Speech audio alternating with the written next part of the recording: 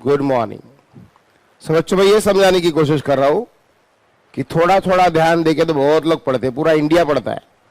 एकदम पागलपन की हद सवार जिस पे रहती है, जिस पे जुनून सवार रहता है, जो एक सेकंड के लिए भी कोई स्क्रीन के बीच में से आता है तो उसे गाली देके भगाता है, हट जा मेरे को दिख नहीं रहा सर क्या बोल रहे हैं। उसको बोलते हैं पढ़ाई करना। और उसे कोई नहीं रोक सकता है आगे जाने से, उसे कोई नहीं रोक सकता है स्कोर करने से, उसे कोई नहीं रोक सकता अपना टारगेट पाने से, अपना जेडब्ल्यू नीट क्रैक करने से और अच्छे से अच्छे कॉलेज में एंट्री करने से।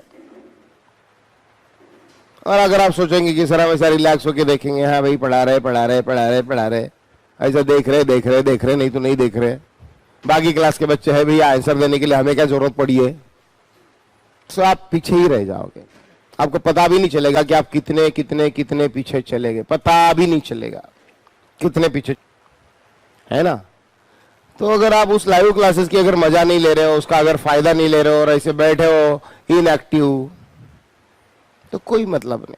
और हमेशा ध्यान में रखो, आपको जो चीज पसंद है उसमें कैसा करते हो बराबर। मैंने बोला ना, इंडिया पाकिस्तान की मैच चालू है, जीतने के लिए इंडिया को आखिरी एक 6 रन की जरूरत है, बट पाकिस्तान का बॉलर जो आखिरी बॉल डाल रहा है मैच का, 50 ओवर का एक आखिरी बॉल डाल रहा है उस ओवर का, उस वक्त आपकी इंटेंसिटी क्या रहती है। बोलते हैं यार भैया सर रुक जाओ, अभी ऐसा वैसा करते हो, ऐसा ऐसा, और यार रुक जाओ ऐसा कर दो, यार क्या होगा क्या होगा क्या होगा, लास्ट बॉल है, अगर ये छूट गया तो इंडिया मेरा हार जाएगा, और इसके पर सिक्सर लगा दिया, छक्का लगा दिया बैट्समैन ने, तो यार इंडिया जीत जाएगा। तो क्या उस वक्त आप किसी को स्क्रीन के सामने सहन करते हो? कोई छोटा भाई आगे खड़ा हो गया बीच में, करते हो क्या सहन? नहीं ना, बोलते भाग यहां से जल्दी, मेरे को आखिरी बॉल देखने दी इस मैच का, नहीं तो 3-4 घंटे से जो मैच देख रहा हूं उसका सारा मेरा कोई मतलब नहीं बनेगा, इतना टाइम मेरा उसमें लगाने का, उस मैच देखने को। तो ये इंटेंसिटी तुम्हारी लाइव क्लास करते समय होती है क्या? होनी चाहिए। तो इस इंटेंसिटी से पढ़ोगे तो बराबर आगे रहोगे। Be quick, be ready, instant answer देने के लिए। और फिर मजा देखो, आपको उस सब्जेक्ट में धीरे धीरे अपने आप वो आपका सब्जेक्ट फेवरेट हो जाएगा, मजा आने लगेगी। होमवर्क यहां से जैसी मिला, जब भी मिला फटाक से काम धंधे छोड़ के, यार होमवर्क आया तो आपको खुशी मच जानी चाहिए, खुशी हो जानी चाहिए कि यार होमवर्क आया, मैं ट्राई करके देखती हूँ सर ने मुझे जो पढ़ाया उसके बेसिस पे क्या मुझे ये क्वेश्चन आएंगे। जैसे पजल सॉल्व करते ना आप, आड़वे शब्द उभे शब्द लोकमत ने कहा, कैसा लगता है कभी कभी कि यार मुझे इसका आएगा उसका आएगा, उस तरीके की खुशी मचनी चाहिए कि यार मुझे ये क्वेश्चन सर ने जो भेजे is like quiz for me, is like a puzzle for me, let us check me myself, let us check me whether I can solve it or not। क्या मुझे वो जमते कि नहीं जमते, सर ने जो ए क्रॉस भी पढ़ा है क्या उसके ऊपर का फॉर्मूला लगा के क्या मैं उसे टैकल कर सकती हूँ क्या, टैकल कर सकता हूँ क्या, ये खुशी होनी चाहिए। बोला सही सर मेरा होमवर्क हो गया, मेरे को सारे क्वेश्चन आ गए, ये खुशी होना चाहिए। ये नहीं कि यार होमवर्क भेज दिया यार, अभी साला करना पड़ेगा यार, भेजना पड़ेगा, अब तो कुछ नहीं कर पाएगा। फिर साइंस लेना ही नहीं चाहिए ऐसे बच्चों ने। आर्ट्स पढ़ा हुआ है, डीएड पढ़ा हुआ है सर टीचर बनने के लिए, छोटे छोटे स्कूल को पढ़ाने के लिए। तुम क्या पढ़ रहे हो पता है? तुमने कहां पे एडमिशन ली पता है? जेडब्ल्यू नीट क्रैक करने वाले हो बच्चों, साइंस में एडमिशन लिए, future is waiting for you ahead. पता नहीं पुणे में रहोगे, मुंबई में रहोगे, इंदौर में रहोगे, चंडीगढ़ में रहोगे, कहां रहोगे इंजीनियरिंग करने के बाद, न्यूयॉर्क में रहोगे, मलेशिया में रहोगे, ऑस्ट्रेलिया में रहोगे, सिडनी में रहोगे, कहां पे रहोगे पता नहीं यार। अबे कोई सपने की बात नहीं है जो मैं फेंक रहा हूं तुम्हें बस ऐसे ही कुछ तुम्हें एनहांस करने के लिए। यह ऑलरेडी हो चुका है अपने क्लास के प्रिज्म के बच्चों के साथ। छोटी सी स्कूल लोक विद्यालय, ये वाली बाजू की छोटी सी स्कूल, तुम तो बड़े बड़े स्कूल से पढ़े होंगे शायद, कोई पढ़ा होगा अल्फोंसा से, कोई पढ़ा होगा एसओएस से, कोई पढ़ा होगा लॉयड से, कोई आईसीएससी से पढ़ा होगा। छोटी सी लोक विद्यालय की स्कूल, ये छोटी सी स्कूल कहने का मतलब है। लेकिन स्कूल कैसी भी हो, पढ़ने वाला बच्चा कैसा उस पर डिपेंड करता है कि वो कहां पे पहुंचने वाला है। अश्विनी आखाड़े, अब तक मुझे नाम याद है उस बच्ची का, छोटी सी स्कूल से आई थी, जोरदार पढ़ाई की, दिन रात पढ़ाई की, एक लेक्चर मिस नहीं किया, तबियत खराब होने पर भी ट्यूशन आई, बुखार आने पर भी ट्यूशन आई, सीईटी में मार्क्स लिए, सीओईपी कॉलेज मिला, Pune college of engineering Pune जो लोगों का ड्रीम कॉलेज होता है, एशियन ब्राउन बावेरी एबीबी बंगलोर का एक ग्रुप है, वहां पे जॉब मिली कैंपस इंटरव्यू के थ्रू, कॉलेज के थ्रू। देन उसके बाद उसने ट्राई करती रही अलग अलग अलग सिटी में, और अभी वो पता है कहां पर है, न्यूयॉर्क में है। न्यूयॉर्क में एक गरीब घर की लड़की जिसके पिताजी बैंक में चपरासी थे, आज उसके पास इतना पैसा आ रहा, इतने उसके, प्लीज डालना अश्विनी आखाड़े डालना, सरनेम क्या है विशाल उसका, अश्विनी आखाड़े डालना यूट्यूब पे, अपना फेसबुक पे, या अश्विनी आखाड़े डालोगे तो आपको दिख जाएगा उसकी आज की लाइफस्टाइल कैसी। छोटी सी बच्ची दो चुटिया डाल के आती थी, एकदम सोबर एंड एकदम सिंपल बच्ची, आज न्यूयॉर्क में वो कितना एंजॉय कर रही है लाइफ के साथ, उसके हस्बैंड के साथ। उसके फोटो देखो, कहाँ कहाँ पे घूम रही है, क्या क्या लोकेशन एंजॉय कर रही है। इतना पैसा आ रहा है कि मम्मी को भेजने के बाद, भाई को पढ़ाई को लगाने के बाद भी उसके पास बच रहा है इतना सारा पैसा, एंजॉय कर रही है लाइफ को। यार आप नहीं चाहते हो कि ऐसे पड़े रहोगे वर्धा में, साला आपने खच्चर वर्धा में इधर ही पड़े रहना है जिंदगी भर।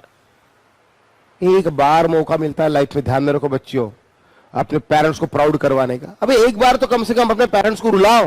बोले सर क्या बोल रहे, पेरेंट्स को रुलाओ? अबे खुशी के आंसू बोल रहा हूं मैं।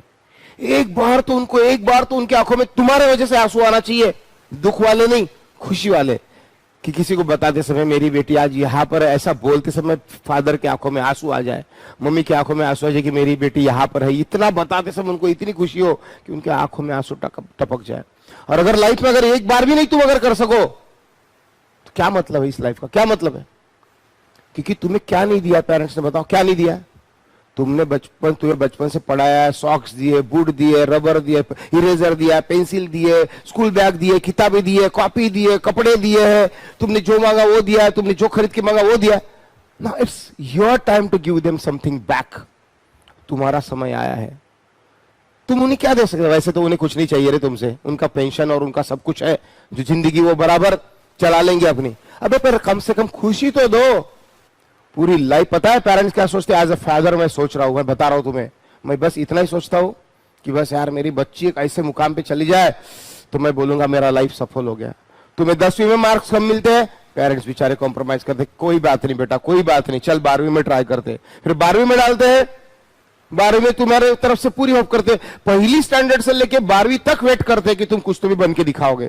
First, second, third, fourth, fifth, 6, 7, 8, 9, 10, 11, 12 तुम्हें स्कूल में डालने का 12 साल वेट करते पेरेंट्स, 12 साल। और वो दिन देखना चाहते कि जिस दिन 12वीं का रिजल्ट लगेगा और मेरे बच्चे को जहां पे मैंने सोचा था, उसने जहां पे सोचा था उसे एडमिशन मिल जाए। 12 साल वेट करते, और उतना इंतजार करने के, इतना लंबा इंतजार करने के बाद अगर उन्हें तुम उनके मन के लायक, अगर उनका खुशी के लायक अगर तुम उन्हें रिजल्ट नहीं दे सकते हो, क्या मतलब बनता है? बताओ क्या मतलब बनता है? अपने वजह से अब एक बार भी किसी को खुशी के आंसू नहीं दे सकते, पूरी लाइफ पे लालच है, अपने लालच है। तो तुम्हारे लाइफ का जिस दिन ड्रीम ये बन जाएगा ना कि मैं मेरे पापा को, मम्मी को प्राउड तो फील करवा के ही रहूंगा, चाहे इधर की दुनिया उधर हो जाएंगे, ये जिस दिन मन में पक्का ठान लोगे ना, मैं गारंटी देता हूं क्लास करते समय कभी बोर नहीं होंगे, क्लास करते समय कभी आलस नहीं आएगा, पढ़ाई करते समय कभी थकोगे नहीं, रात को पूरा होमवर्क कंप्लीट किए बिना कभी नींद नहीं आएगी। एक स्ट्रोक में जो पड़ेगा, एक स्ट्रोक में दिमाग में घुस जाएगा, 3 बार पढ़ने की जरूरत नहीं है, अपने आप सारा जादू चलने लगेगा, सारा जादू होने लगेगा। क्योंकि एक अलग पैशन से, एक भूत सवार होकर जब कोई चीज हम करते हैं उसके इफेक्ट्स अलग रहते हैं, और जब नॉर्मली कोई चीज करते हैं उसके इफेक्ट्स कुछ भी नहीं रहते हैं। लेकिन भूत सवार रहता है ना किसी चीज का, जब उस भूत सवार होने का, उस पैशन के साथ जब हम कोई चीज करते हैं तो रिजल्ट ही कुछ अलग आते हैं मेरे दोस्तों, रिजल्ट ही कुछ अलग आते।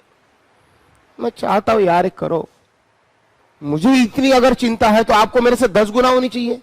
मेरा तो करियर हो गया यार, मैंने 10th कर लिया, 12th कर लिया, इंजीनियरिंग कर लिया, एमटेक कर लिया, मैं एस्टैब्लिश्ड हूं, मेरे पास आज के डेट में सब कुछ है।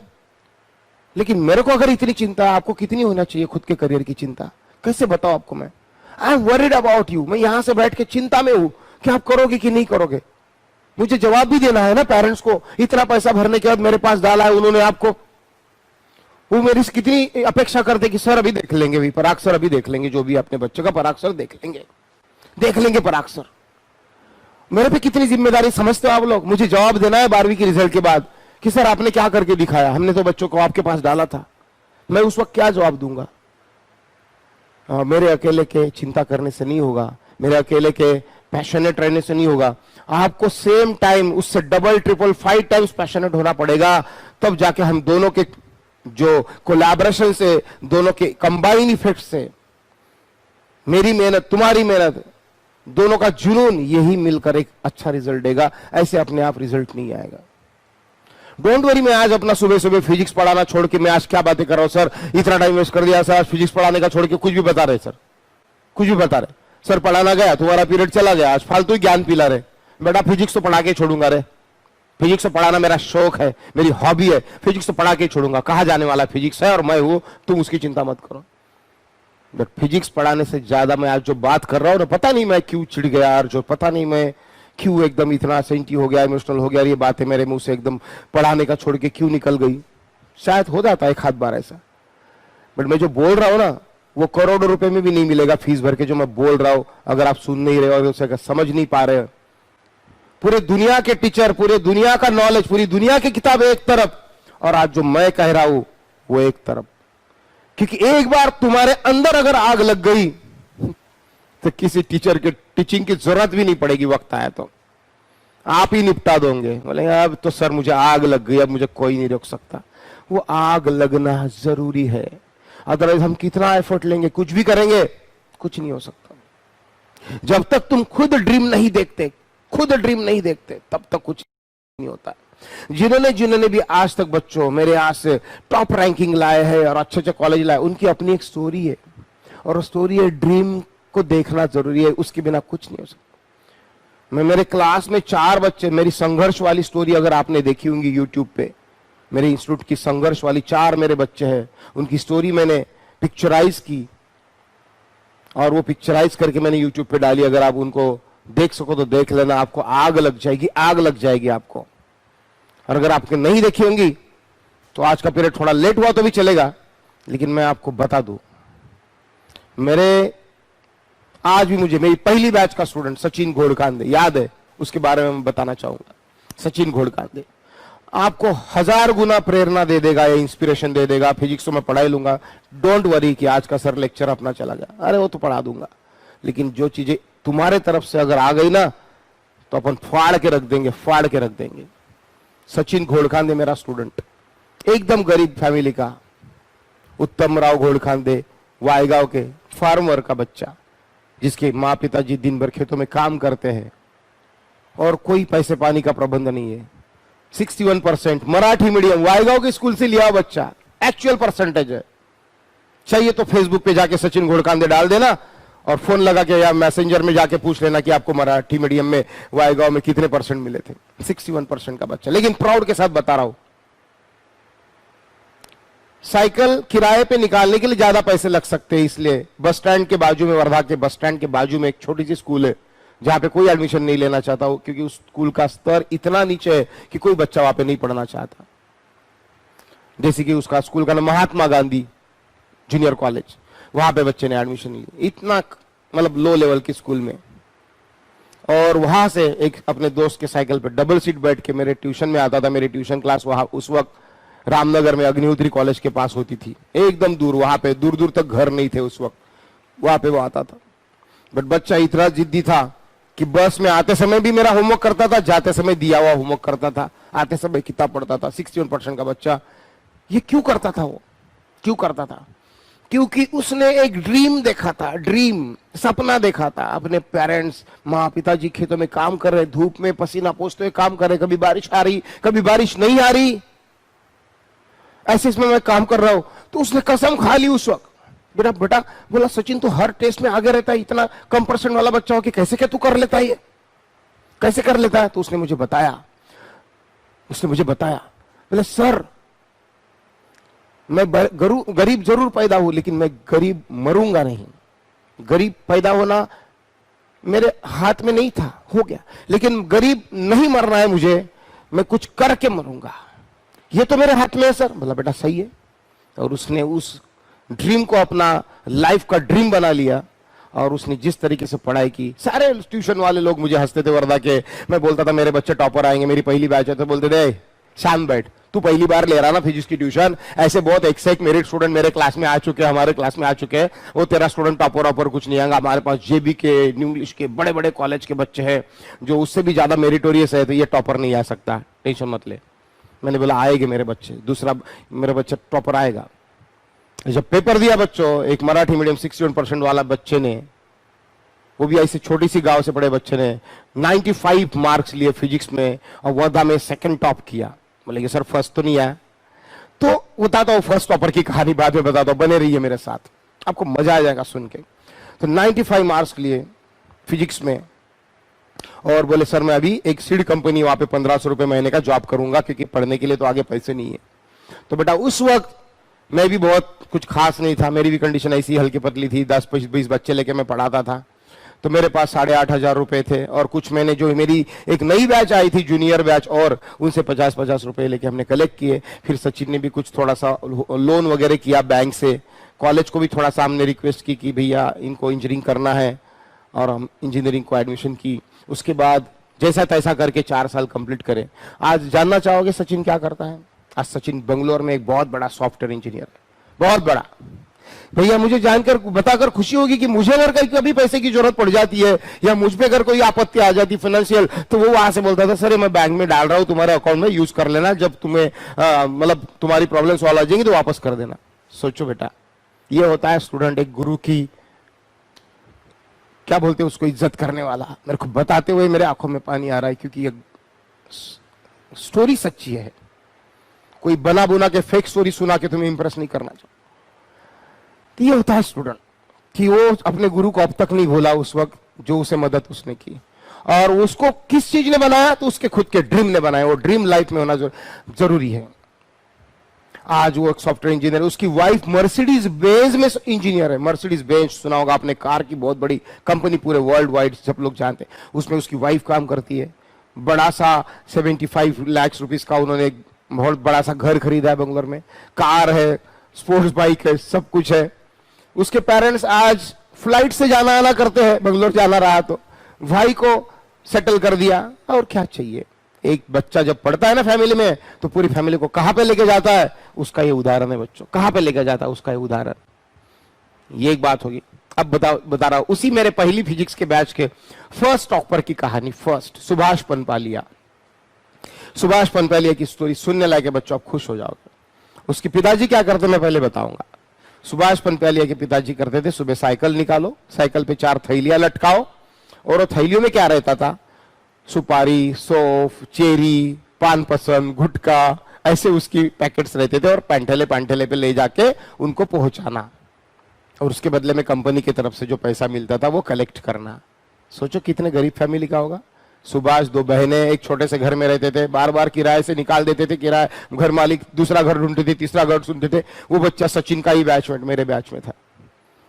उसने देखा कि अपनी घर की फैमिली की क्या हालत है, कैसी हालत है, कैसा कर रहे, मैं इस फैमिली को ऐसे नहीं जीने दूंगा, ऐसे गरीब नहीं जीने दूंगा, ऐसे हालात में नहीं जीने दूंगा। उसने कसम खाई। मेरे पहली बैच का बच्चा सचिन और सुभाष दोनों की कहानी बता रहा हूं। सुभाष ने जोरदार पढ़ाई की, जोरदार पढ़ाई की। मुझे उस वक्त पेपर चेकिंग का एक्सपीरियंस नहीं था कि फुल सिलेबस के पेपर एग्जैक्टली कैसे चेक होते हैं। तो हमारे गुरुजी थे, सर थे जेबी साइंस कॉलेज के, जिनका नाम बहुत मतलब लिया जाता था गौर से, राजू गावंडे सर फिजिक्स के लिए। तो मैं उनके पास लेके गया दोनों बच्चों के पेपर लेके। उस वक्त बोला सर प्लीज ये मेरे 2 बच्चे हैं, मुझे लगता है बच्चों का करियर बहुत बनने वाला है, प्लीज ये फुल सिलेबस के पेपर चेक करके देंगे सर इनके, कि इनको कैसे मार्क्स आ रहे। मैंने तो पढ़ा दिया सर, मेरी नोट्स तो मैंने लिख दी, मैंने समझा तो दिया, लेकिन मुझे नहीं मालूम कि ये क्या पूरे बोर्ड्स के लेवल पे सही कर रहे हैं या बस मुझे ही लग रहा है कि मेरे बच्चे अच्छे कर रहे हैं। तो सर ने बोला फिर ठीक है, और फिर उन्होंने पेपर चेक करके दिए। बोले सर तो नहीं बोला मुझे, पराग बोले ये तुम्हारे बच्चों ने जो पेपर लिखा इस समय इतना बताता हूं, बोले कि आपने इनको जबरदस्त पढ़ाया, क्योंकि उनका नॉलेज झलकता है उनके राइटिंग में से। सुभाष का रिजल्ट आया, सारे वर्धा के लोग मुंह लगा के बैठे थे, आंखें लगा के बैठे थे कि कोई टॉपर नहीं आएगा, ये आदमी बोल रहा है मेरे टॉपर आएगा। एक से एक बढ़िया बढ़िया स्टूडेंट हमारे पास है।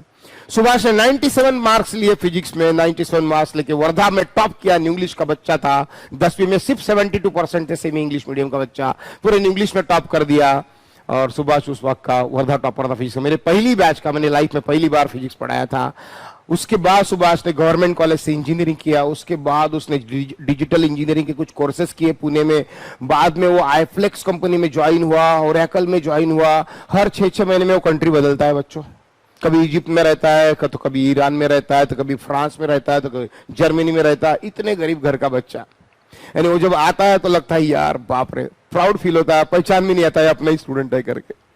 आज उसकी शादी हो गई, सुभाष पनपलिया, लिख के रखो मैं जो नाम बोल रहा हूं, और फेसबुक पे जाके सर्च करो आज उनकी लाइफ कैसी है, वो कैसे कैसे जगह रहते हैं। कभी मॉरिशस में जाते हैं, कभी मलेशिया में रहते हैं, कभी कहाँ रहते हैं, कभी लाइफ एंजॉय कर रहे हैं, अपने वाइफ के साथ घूम रहे हैं, एंजॉय कर रहे हैं, एंजॉय कर रहे हैं। आप देखोगे उनकी लाइफ तो आपको लगेगा कि सर मुझे भी करना है, इसलिए बता रहा हूं बच्चों। तो ये है उसकी कहानी। ये सब पॉसिबल क्यों हुआ? क्योंकि उसने अपने फैमिली के हालात को देख के ड्रीम किया था कुछ। Dream is important, without dream nothing is possible. Nothing can be done without dream, nothing can be done without dream. तीसरे बच्चों की मैं बेटा स्टोरी बताऊंगा।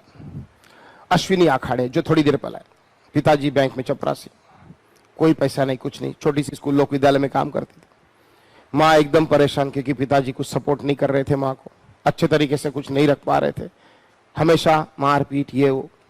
उसने बोला कि मम्मी को मैं ऐसा नहीं रखूंगी, अपने फैमिली को ऐसा नहीं रखूंगी। उसने एक जबरदस्त ड्रीम देखा, उसने पढ़ाई की, सीओईपी में इंजीनियरिंग किया। उसके बाद वो आज बताओ, ऑलरेडी बता चुका हूं, न्यूयॉर्क में काम कर रही है, न्यूयॉर्क में काम कर रही है, और उसको कोई चीजों की कमी नहीं है, अपना लाइफ एंजॉय कर रही है, लाइफ एंजॉय कर रही है।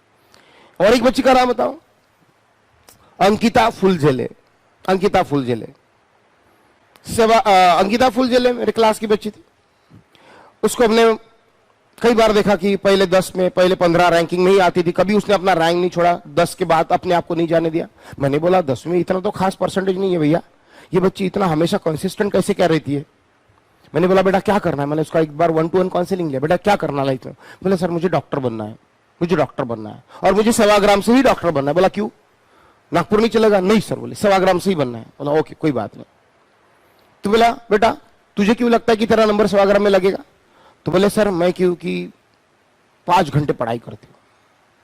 मैंने बोला कोई बच्चा 6 घंटे पढ़ाई करता होगा तो फिर तो उसका नंबर लगेगा बेटा, तेरा तो नहीं लगेगा।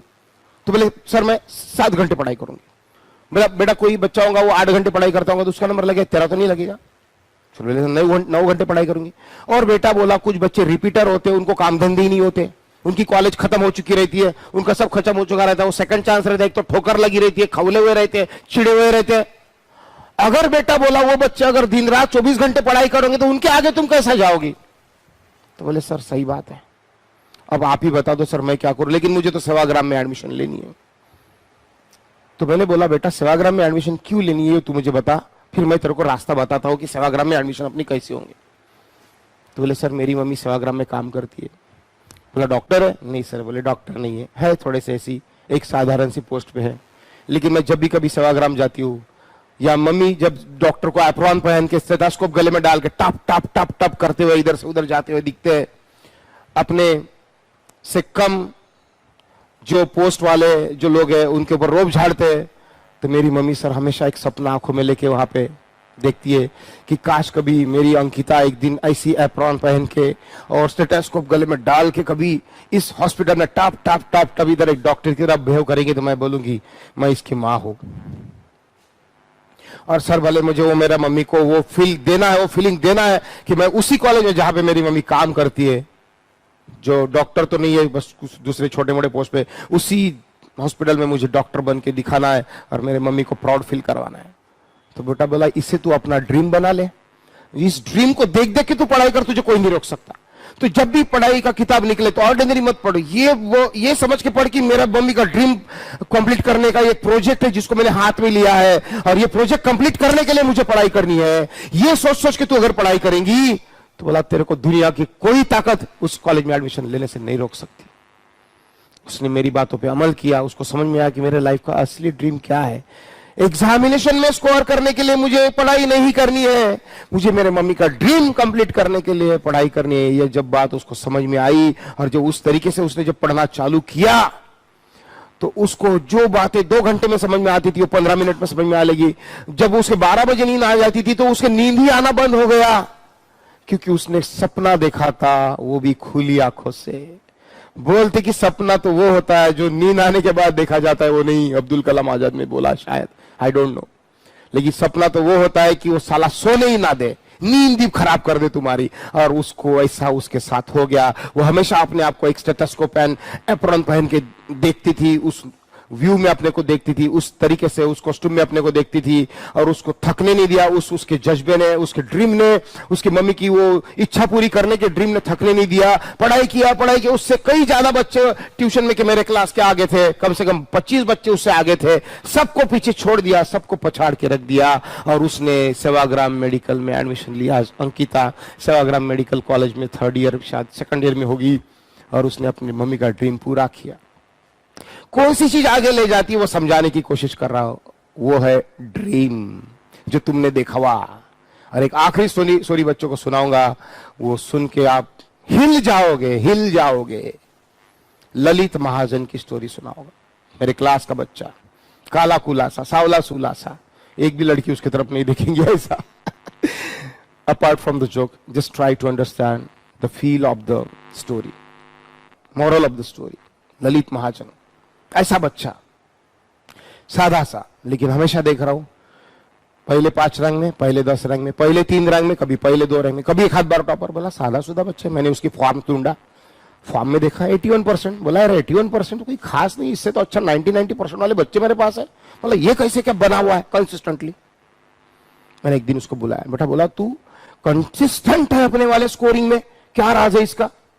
तो उसने जो बताया वो आज तक मैं नहीं भूला। 15 साल हो गए, लेकिन आज तक नहीं भूला, और ना कभी जिंदगी में भूलूंगा। और मैं आपको भी बताना चाहूंगा, आपको भी बताना चाहूंगा। उसने बोला सर मेरे पिताजी बहुत ड्रिंक करते हैं, और रोज घर में आने के बाद मेरी मम्मी को मारते हैं, मुझे भी मारते हैं, और हमारे किसी के लिए उनको कोई परवाह नहीं, केयर नहीं, कुछ नहीं है, और मम्मी रोते रहती है। सर मुझे जब से मैंने होश संभाला, जब से मुझे समझ में आया, मुझे आज तक याद नहीं सर कि मेरे मम्मी की उन्होंने कभी केयर की होंगी। मेरे मम्मी को कोई उन्होंने कभी कपड़ा खरीद के दिया होगा, साड़ी खरीद के दी होगी, कभी नहीं सर। पूरा पैसा इसमें उड़ाते हैं, कॉन्ट्रैक्टरशिप करते हैं, और उनकी संगत वैसी है। और मेरे मम्मी को उन्होंने थोड़ा सा भी, मतलब आज तक इतना सा भी प्यार नहीं किया। और मेरी मम्मी दिन रात रोती रहती। बस मेरी मम्मी बोलती बेटा तू सिर्फ पढ़ ले, बस मेरी लाइफ की इच्छा पूरी हो जाएंगी, उसके बाद मुझे कोई गम नहीं रहेगा कि मेरे बस अपने बच्चों को पढ़ा। बेटा तू पढ़, तू पढ़ाई में मन लगा, ये पापा के इस पे तू ध्यान मत दे। तो बोला फिर और बेटा। सर बोले आज ऐसी स्थिति है, मेरे मम्मी के सारे कपड़े फट गए, मेरे मम्मी की साड़ियां फट गई, उसको गठान मार मार के, फटे हुए जगह पे गांठ मार मार के साड़ी पहनती है। वॉल कंपाउंड के बाहर नहीं निकल पाती क्योंकि उनके कपड़े फट चुके हैं, क्योंकि वॉल कंपाउंड के बाहर नहीं निकल पाती है। ये स्थिति में मैं जी रहा हूं सर। तो सर बोला बेटा तू इतनी पढ़ाई कर रहा है, तेरे तो ऑर्डिनरी पर्सन है। बोले सर मैंने एक कसम खाई है, मैंने एक ड्रीम देखा है, और मैंने अपने आप से कमिटमेंट मिला। बेटा क्या। सर मैं बोले 12वीं करूंगा, अच्छे मार्क्स लाऊंगा, मैं इंजीनियरिंग करूंगा अच्छे से अच्छे कॉलेज में, करना ही करना है मुझे।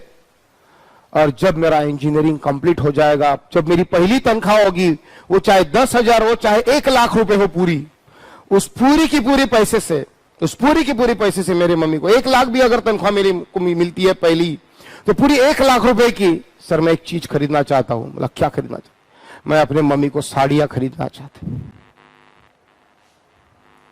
समझ रहे आप लोग बात को। मेरे को बताते वक्त भी मेरा दिल भर आया बच्चों, क्योंकि ये रियल स्टोरीज है, मैंने अपने आंखों से अपने सामने देखी हुई घटनाएं हैं। और ललित ने देखा हुआ सपना पूरा किया। आज वो इलेक्ट्रिकल इंजीनियर है, मुंबई में है, कहां पे अभी तो पता नहीं, मुझे पता नहीं, बट वो अपने मम्मी को लेकर खुश है, अपने मम्मी के साथ जी रहा है, अपने मम्मी को सारी वो दुनिया की खुशियां दे रहा है जो उसके पिताजी उसको नहीं दे पाए।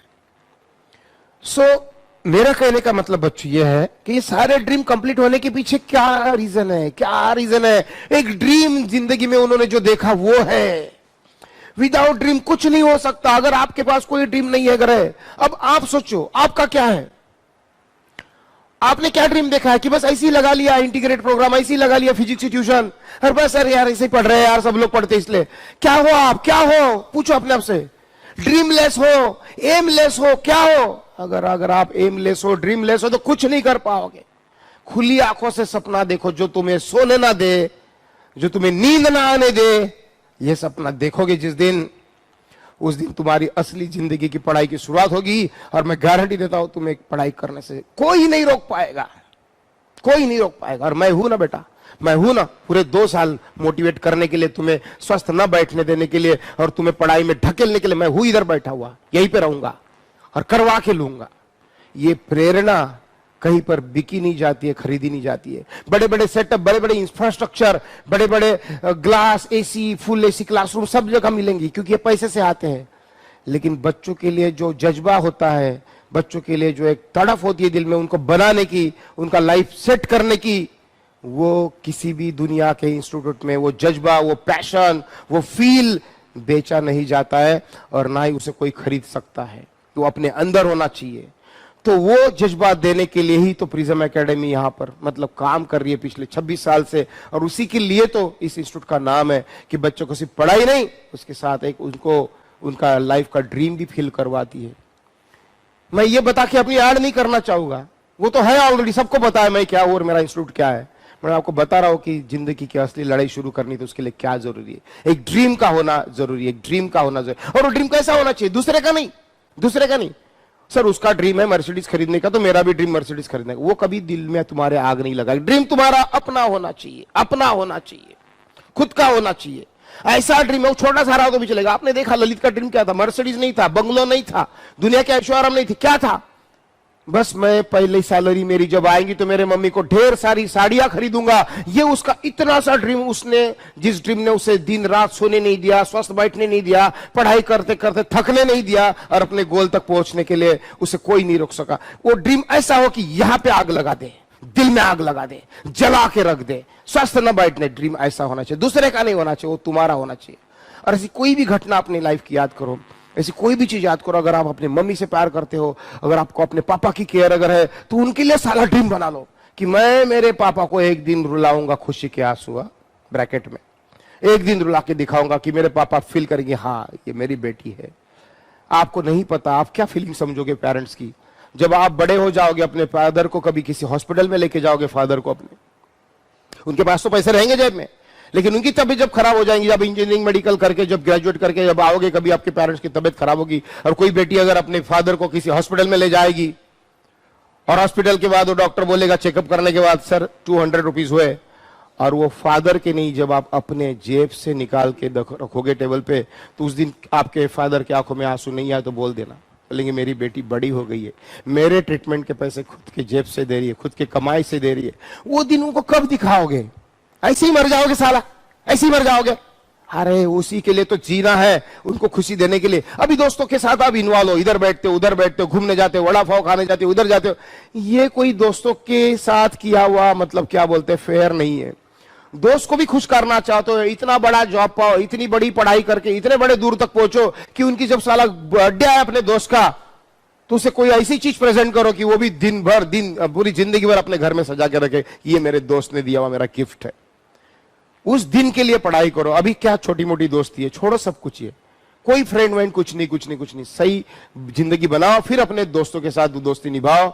तब लगे कि कोई दोस्त तुम्हारा जब कभी अड़चन में होगा और उसको बोलेगे बेटा तू टेंशन मत ले, ये 5 लाख रुपए रख मेरे से है, मेरे पास बहुत सारे। ऐसी जब तुम कुछ कर दिखाओगे लाइफ में, तब बोलोगे कि सही मायने में दोस्ती निभा रहे हो। अब टाइम वेस्ट करके क्या करोगे? कितनी फटीचर जिंदगी जीते हैं हम लोग। कभी आपने गौर किया? कभी गौर किया आपने? आप जाते हो सब्जी की दुकान में, वो बोलता है यार भैया 40 रुपए किलो, आप 4 बोलते नहीं ना भैया 30 रुपए दो। वो बोलता है कि नहीं 30 में नहीं आएगा, फिर बोलते हैं एक काम करो 35 में ले, नहीं भैया 32 रुपए किलो दो। इतना भावबाजी करते हो फार्मर के साथ थोड़े से पैसे के लिए। कभी आप रिक्शा में बैठते हो, एक आदमी दूसरे आदमी को खींचता है पसीने से तर होके, एक आदमी बैठा रहता है, दूसरा आदमी उसको खींचता है, उसके बाद साथ भी भाव करते हो। अगर वो 20 रुपए बोलता है नहीं भैया 15 रुपए ले लो वहां तक छोड़ने के। साला किसी दुकान में जाते हो, जीन्स खरीदने जाते हो, बोलता है दुकानदार 2000 की जीन्स है, आप बोलते कि नहीं भैया 1500 में दे दो, नहीं भैया 1500 में दे दो। वो बोलता है नहीं 1900 के नीचे नहीं आएंगी, फिर आप बोलते 1600 ले लो। फिर बोलता है कि भैया नहीं 1800 के नीचे आएंगे, आप फिर बोलते 1700 रुपए में दे दो। फिर बोलता है फाइनली 1750 में दूंगा, और आप बोलते कि नहीं 1700 में दो। बोलता है फाइनल 1750 में दूंगा, आप बोलते 1700 में दो। और फिर क्या होता है? उस 50 रुपए के लिए आप छोटा सा मुंह बना के घर आते हो। मात्र 50 रुपए के लिए अपने ड्रीम को मारते हो, 50 रुपए के लिए अपना ड्रीम मार के जीते हो। क्या ऐसी जिंदगी पे मतलब लालच है? अरे इतना बड़ा बनो, इतना पैसा कमाओ कि किसी सब्जी वाले से, फार्मर से खरीदते समय अगर 40 रुपए किलो, तो उसको 50 की नोट देके बोलो भैया रहने दो, बच्चे छोटे घर के बच्चों को आज आइसक्रीम खिला देना। ये कब करोगे? किसी रिक्शा में बैठो तो 50 रुपए अगर बोलता है तो उसको 100 की नोट देके जाओ कि बेटा आज रख ले तू ये 50 रुपए मेरे तरफ से एक्स्ट्रा। ऐसा कब बोलोगे? मैं करता हूं, मैं ऐसी नहीं तुम्हें भाषण दे रहा हूं, मैं करता हूं। मैं बैठ जाता हूं, बोलता है 50, मैं जाते समय 100 की नोट देता हूं, क्योंकि मेरे पास है। और वो कब रहेंगे? जब अब 12वीं में मेहनत करोगे तब दूसरों की मदद कर पाओगे, तब कर पाओगे। जीन्स, वो बोलता है 17.5 में, एक काम करे 1800 रख, टिप रख मेरे तरफ से। ऐसी जिस चीज पे उंगली रखी वो चीज पाने के लिए, उतना पैसा कमाने के लिए, उतनी लग्जरीज लाइफ जीने के लिए, और दूसरों की मदद करने के लिए, दूसरों के आंखों में खुशी के आंसू देखने के लिए लाइफ जीना चालू करोगे ना, तब आपको देखना कितना आनंद आएगा इस लाइफ को जीने में। अपने साथ साथ दूसरे को भी खुशियां बांट रहे हैं, बट वो करने के लिए आज तुम्हें एक ड्रीम करना होगा। आज मैं बोलूंगा, मेरी क्लास, सारी क्लास होने के बाद दोपहर में अपने रूम में अपने आप को बंद कर लो, आंखें बंद करके बैठ जाओ, मत पढ़ाई करो 2 घंटे आज, लेकिन पहले आप अपने एक पेपर पेन लेके बैठो और सोचो कि मेरा जन्म किस लिए हुआ है, क्या मुझे कोई ड्रीम है कि नहीं है। You are not an elephant, you are not a lion, you are not a fly. आपको मनुष्य जाति का जन्म मिला हुआ है। जो बोलते हैं कि कितने तो भी हजारों लाखों योनियों के बाद मिलता है, I don't know, I don't trust all this things still. कुछ लाइफ का महत्व है, इसलिए भगवान ने तुम्हें इंसान बना के भेजा है। ऐसे तो नहीं ना कि एलिफेंट जैसा कि भैया रोज 15 पेड़ गिराने हैं अपने सूंड से, या कोई लॉयन जैसा तो नहीं आज 4 हरिन मार के खाना है भाई। ये तो सिर्फ नहीं है ना, जो जानवरों में होता है कि खाने को मिले, सेक्स मिले एंड दैट्स इट। इतना तो अर्थ नहीं है ना। हम इंसान बन के आए तो हमारे कुछ खास पर्पस से भेजा है, कुछ खास पर्पस से भेजा है। तो अपने आप को अंडर एस्टिमेट मत करो, छोटा मत समझो, कुछ खास पर्पस से भेजा है। ये बात ध्यान में रखते हुए अपने लाइफ का कुछ गोल बनाओ, अपना कुछ ड्रीम बनाओ। मुझे प्रॉमिस करो, आज अपने रूम में बैठ के कुछ ड्रीम बनाओगे, कुछ सोचोगे, मैं क्या कर रहा हूं, क्या नहीं कर रहा हूं, मैं कितनी पढ़ाई कर रहा हूं, नहीं कर रहा हूं, मेरे कोई ड्रीम है कि नहीं है। ये कुछ सोचो आज, और वो सोच के कुछ अपना ड्रीम फिक्स करो और उस ड्रीम के पीछे पागल की तरफ दौड़ जाओ 2 साल के लिए। मैं बताता हूं, निराशा नहीं होगी तुम्हें, जरूर तुम्हें मतलब कुछ ना कुछ मिलेगा, जरूर तुम्हें कुछ ना कुछ मिलेगा। भले ही 10वीं में कम परसेंटेज आओगे, लेकिन निराशावादी मत बनो। 10वीं में भले ही कम परसेंटेज आओगे, लेकिन डेफिनेटली अभी आगे होप रख सकते हो। बोलते हैं ना कि चाहे तो कश्ती गुजर सकती है हदे तूफान में, चाहे तो कश्ती गुजर सकती है हदे तूफान में। मायूस न हो, इरादे न बदल, तेरी तकदीर किसी वक्त भी बदल सकती है। तो इस तरीके से भैया कुछ होप रखो लाइफ में, कुछ बनने की कोशिश करो, ठीक है। और ऑल द बेस्ट, एक नई जिंदगी स्टार्ट करो। होप करता हूं कि कल आप एक एनर्जी से भर के आओगे और क्लास करोगे। और आपको अगर मेरी बात सच्ची लगी, अच्छी लगी है, आप अप्रिशिएट कर सकते हो। Your appreciation will make me more energetic और मोर हार्ड वर्किंग। सो एक्सपेक्ट करता हूं कि आपको अगर मेरी बात सच लगी है, अच्छी लगी है, तो आप इसे फॉलो करने की, अपने लाइफ में उतारने की कोशिश करें। Good bye, good day, thank you so much. आज